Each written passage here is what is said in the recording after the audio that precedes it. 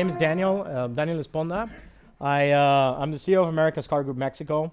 We're going to talk about navigating the conflicting needs of the supply, the demand, and investors and really the business.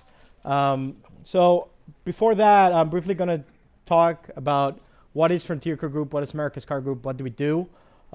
Speak a little bit about Mexico, which is where I am and how it could be different from other places like the United States. And then walk through, well, not necessarily trying to give like a big explanation of how to do this, but rather more like what have we done? And what kind of problems we've faced and how we've solved them as we go on. So unfortunately you cannot see the world map here. I can barely see it. But basically Frontier Car Group is operating out of 8 countries. So we have headquarters and tag office based in Berlin. And we operate out of Nigeria, Pakistan, India, Indonesia. And we have this other group called America's Car Group, where we operate out of Mexico, Chile, Argentina, and Colombia. So we all do kind of like the same business model, kind of all over like under different brands.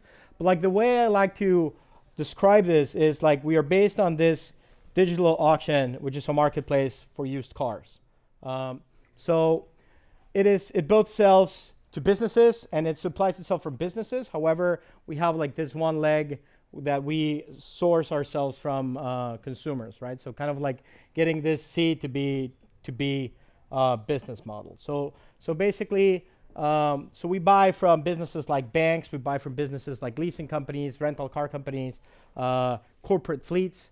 And we have this other leg called Vende tu Auto, which is buys from people who want to sell their car for instant cash. And we sell to resellers. We sell to OEM branded concessionaries. We sell to dealers who have like a physical space and they just do used cars. And there's also this big number of individual brokers who don't necessarily have a physical space where they do business, but they're like selling anywhere from 5 to 20 cars per month. So the flow is the C to B to B flow is a very simple flow. Like people would go, let's say, into vendetuauto.com and they would get an instant quote for their car, right? They just have to fill out a very quick form, make, model, year, trim, and they will get a quote. If they like this quote, they make an appointment in one of our inspection centers, and we do 2 things physically in one of these locations. So we inspect the car mechanically. And we also have to do legal due diligence of the car. This might sound weird, but in places like Mexico or in places like Colombia or in places like Argentina, there's not really a central database for like car ownership, right?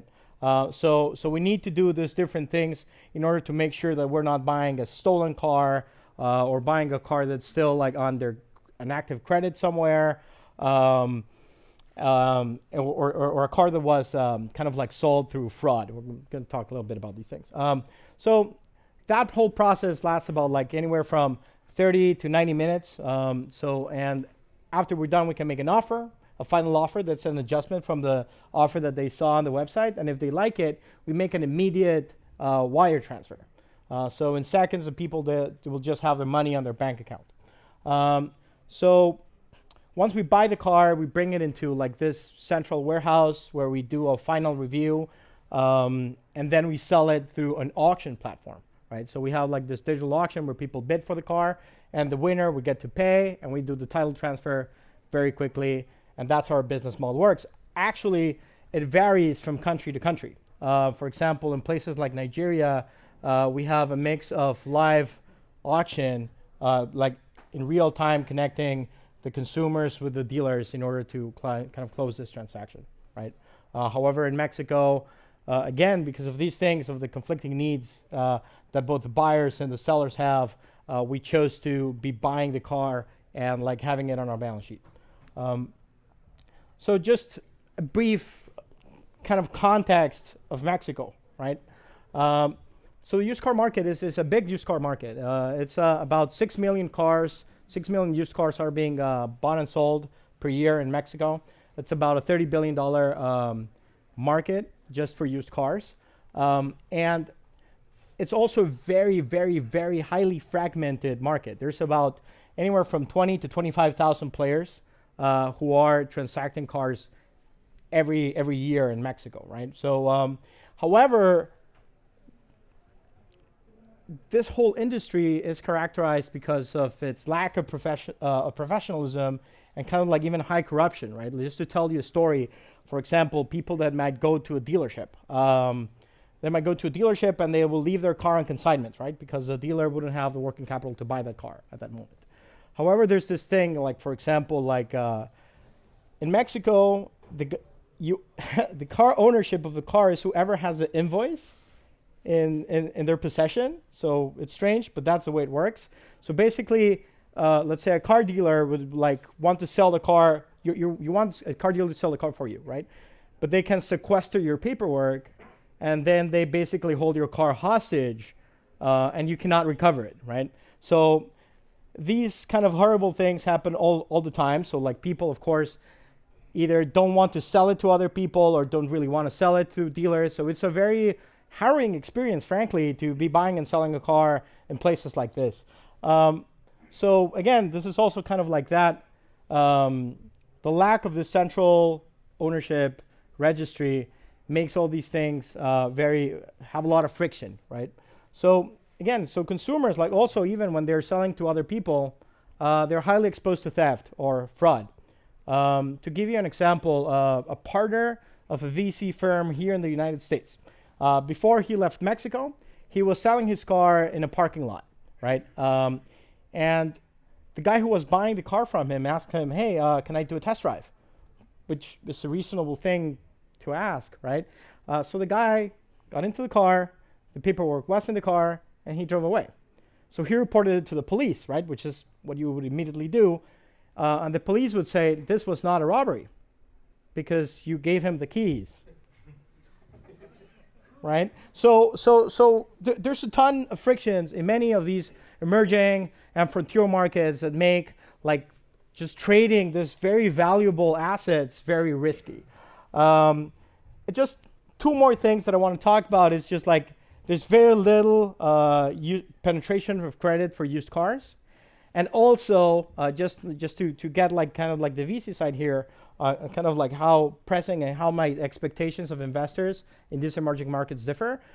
In Mexico, there's been no large VC-backed exits. None, right?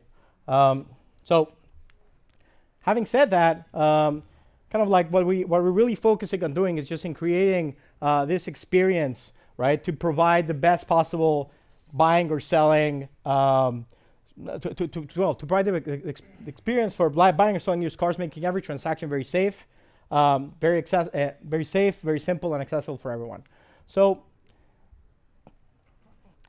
about the conflicting interests. I mean, this is not rocket science. Like clearly, what consumers want, I want the most money for my car, right? The highest possible value for my car, and as opposed to many other places, and as opposed to the United States, right, where there is a very clear kind of distinction. Like people already know that there are two markets, right? There's the market that I have when I sell it to another person, and there's the trade-in market, right, which works differently and has other rule sets, and there's other prices there that you can consider fair or unfair, right?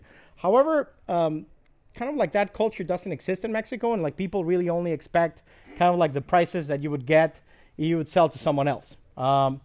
So dealers, of course, they want the cheapest cars possible. I mean, this makes sense, right? And finally, and especially investors, right, and business managers in places like this have a high pressure of achieving break even as soon as possible, right? Again, because there is like just these stories of like VC-backed businesses doesn't really exist. So there is an additional, I would say, pressure to like get to break even as soon as possible to make sure that this is a healthy business that can continue to grow, right? So consumers, right? Going back to them and what do they want besides this high prices, right, for their cars? They also want kind of a safe place where they can go and sell their car, right? So kind of what this goes kind of against kind of what investors would want is like it requires a little bit more investment, right? And unlike other places in here in the United States where you can get like this huge plots of land, where you can have like this very big businesses, say like CarMax. Those locations aren't usually available in places like Mexico City, for example. They also want faster inspections. And what faster inspections is, of course, in opposition to both business interests and opposition to dealer interests, because the dealers, they're buying a car without seeing it, right? Like before I started this business in Mexico, I interviewed 100 dealers and all of them told me that they would never buy a car without seeing it. So the inspection turns out to be super important, right? So if we try to do like a faster process in our locations, right, we would do worse inspections that then would make dealers angry. And finally, they also want like this secure payment, right? Which fortunately is something that Mexico is very good at doing. Like wire transfers, they show up in seconds. So that's something that I can say that's good about Mexico. Among many other things, frankly. Dealers, right? Dealers, they hate competition. Dealers, they hate competition, right? So every time that we add more people, they keep complaining about this increases in prices, right? So prices are increasing. However, and kind of like a big challenge is that they're usually unsophisticated business owners. What does this mean? This means that they are only focused on margin, right? They don't care if they have a car for 90 days, right? They're just like, how much margin am I going to make, right? So part of her value proposition is improving what their inventory mix is, right? Because like we're now giving them access to a bunch of inventory that they might have never gotten access to, because car dealing tends to be like a very local business, right? Like even in neighborhoods in Mexico, you would have differences in what's the sale price for, let's say, I don't know, like a Ford F-150. So a pickup truck would have different prices in different areas of Mexico City and will have different prices in other parts of the country, right? So you're allowing them to kind of optimize their inventory for the region, which in turn, and we've actually checked and made case studies about this, they reduce their inventory days. So even if you're providing like better returns in terms of their working capital and having better inventory turnover, they don't really see it, and it's really hard to kind of convey this benefit for them. And again, like for investors, it's like this kind of like we want to grow really fast, but we also want you to be very profitable very soon. And we've run into problems, right? We've run into problems because these things are pressing. So especially when we started the business, we started having like this very extreme business cycles where either we would be very good at the supply side and we wouldn't be able to sell, or the other way around, right? So we kind of overcorrected, and now we're good at selling, but we gotten bad at buying. And it's been like a process of how do we kind of like diminish, this business cycles in between high supply, low demand, and high demand, low supply, right? And I'm going to talk about like this problem of overcorrecting. And this is actually something that happened last year. So it's kind of like here we have like just inventory and time, right? So we started seeing, okay, so we're doing a good job. We were like onboarding a bunch of dealers, and the inventory started to decrease to the point where we were about to run out of cars, right? So actually, that's when we started our B2B business, and we started buying like this very big fleets. So we had like this massive supply peak when we started doing this, right? So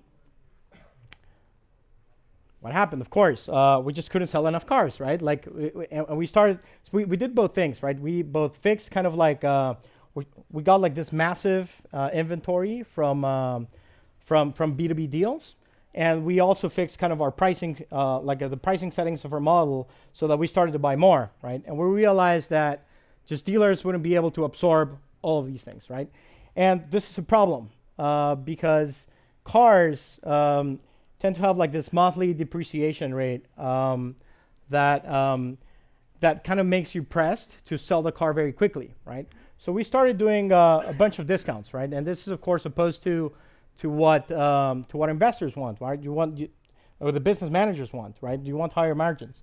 So what happened when we started doing discounts is like we again affected our demand side, because now like the amount of dealers that we had, they just couldn't absorb this. So with some aggressive client onboarding, more discounts, and kind of we got back into that rhythm. So I think that the main thing, and the main thing that we learned from this was to incorporate into our into our pricing model kind of like this fairness KPIs, right? And how do we try to measure those things, right? And I think that the first one was kind of like measuring how fair were our prices. I mean, it's really hard to get the data from, it's really hard to get a data of like what are the market prices of cars. There's not really a Kelly Blue Book out there so that you can get information for this type of thing. So the booking rate, which is kind of like this intention of, so I have this price and I then make an appointment in one of our locations. We started using that as a proxy for how fair our prices are. And on the demand side, just how good are we at generating the demand for X type of vehicle, which translates into a number of bidders per auction. And it also turns out that the bidders per auction has a limit because the car has a fair market value, right? So depending on the number of bidders that you have, it's whether you get close to that kind of like market value limit. So if you exceed kind of like the number of bidders per auction in a given auction, right? You're maybe going to get faster to that fair market value, but then you're going to have a number of dealers who are angry because they don't like to lose auctions, and we also need to make sure that all of the dealers are winning auctions at some point. So we incorporated these things into our pricing model, and finally we've been working a lot into expanding kind of like the value pie. And that's kind of going back into the very low credit penetration. So in Mexico, the low credit penetration kind of has its source that where banks are really bad at identifying whether what's the mechanical state of a car and what's the legal part, and if the car has a legal origin. So that has sort of detracted them into getting into used car financing, because the biggest predictor of non-payment is whenever the car has a hidden flaw that nobody else has closed. So we're starting to get a lot into this ancillaries, kind of like growing the revenue side for the dealers so that we can also either grow like our margins as a business and be able to offer higher prices to consumers. So this is just an example of how we've been trying to navigate all these conflicting needs and sort of problems that we've had. So I'm kind of running out of time. Yeah. So talking about business models, are you a SaaS service that then does transactional fees or some combination of? We're a combination. So for big fleets, we can either do kind of like the SaaS model where in exchange for a fee, we would sell the car. We can also buy the big fleets, and we have kind of a hybrid model. We've kind of measured what is, let's say, a risk-free price of the car that we know it's not going to sell below that value, and we do a revenue sharing out of the upside of the results of the auction. Yeah. Please. Yeah, I'd like to hear more about the auction as something that actually provides value to either one side of the marketplace or the other, because traditionally I think of auctions as being quite a bit of friction. How does that work with your business model? Yeah, so there is actually a lot of, so there is no, say, consensus on what the value of a car is in general, right? So it depends in a number of things. It depends on the market of the individual dealer, the amount of inventory they have, if they have any orders, and of course, kind of like the power dynamics in between the dealer and the seller, right? So what this creates is, let's say, a distribution of prices, right?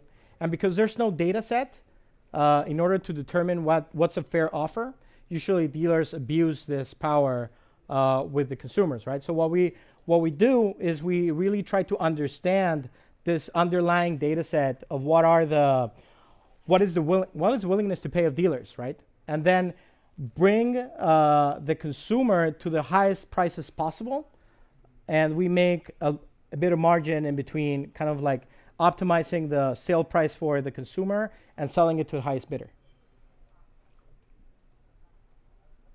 So how do you get that data from dealers? So we don't, right? So we've been building it over time. So in Mexico in particular, there's like some price references, but don't necessarily work. Like for example, they would suggest that a certain luxury car should be sold for X price. However, dealers would always buy it like 20, 30% below whatever that is, right? And let's say that 4x4, sports 4x4 would be sold and traded prices much higher than whatever this references say, right? So kind of like if there is a reference that kind of moves pricing around it, but every dealer sort of has their own kind of like rule set. And the way we've been building a data set is by trading, right? It took us actually a while to begin like expanding our margins while we were building this information. And there's also information on, let's say, classifieds. However, it's more as a function of our platform, how we've been able to build this data set that has enabled us to like create this arbitrage opportunity.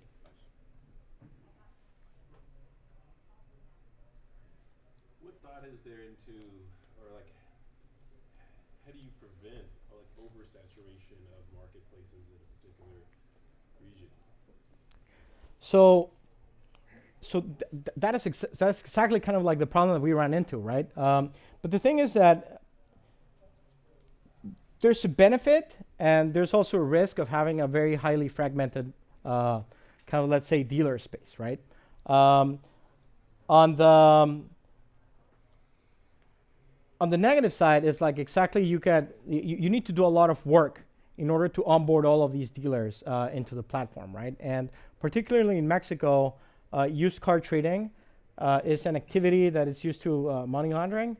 So we have to do a KYC, like similar to a banking KYC, like for every customer. So the thing that we try to do is we sort of give a score when we visit. We have to visit all the dealers and we see the size of their operation, and we kind of give them a score in terms of what is their capacity of absorbing inventory, and it's more about like managing kind of like this onboarding speed per region to make sure that we have enough demand, right? We haven't yet reached this point. So we have what? We have like about 1,000 customers, right? Like in our platform of 20,000 or even more potential customers. So we're not yet there at a phase where you could say that we don't have enough dealers to buy these cars. But we really do plan for like what we started doing out of this like issue we had with the overcompensation is planning for sales throughput, right? Because it's kind of like the auction where we don't control what the sale price is. We just like control what the starting price of an auction can be. The way that we control the demand side is more on onboarding more or less in a given month, right? Because it's not a, let's say it's not a publicly open platform where you can just sign in and start buying, because we need to do this KYC process prior to letting a dealer start trading on our platform. Yeah? Just curious if you found the auctions work better or worse for like different price points of cars, more mass market cars, more unique cars. Like what have you learned and what really works well in the auctions? So it depends on the number of participants that you can bring for a specific segment, right? So let's say that you have a low number of participants. So the thing that works best is like having a little bit of a higher starting price, right? Because if you don't have a number of participants, you're just going to snipe you down to the lowest possible price. However, when you've been able to develop, let's say, a critical mass for a given segment, actually starting the auctions at a lower price works best, because so people tend to engage a lot with an auction when it starts to have a activity, right? So as activity builds up, kind of like people start engaging into that competition, and that drives like prices higher when you do it that way. So we actually spend a lot of time determining what is the right strategy for a particular segment in a particular place, and that has been kind of the capabilities that we've been building over time. But it's not like one strategy. It depends on actually the number of players you have. Can you share the average price point? So I mean, we sell cars for an average of $7,000, right? But like, it really depends, and it really changes in regions. It really changes by segment and so on. Time's up. Okay, thank you so much, guys. Appreciate it.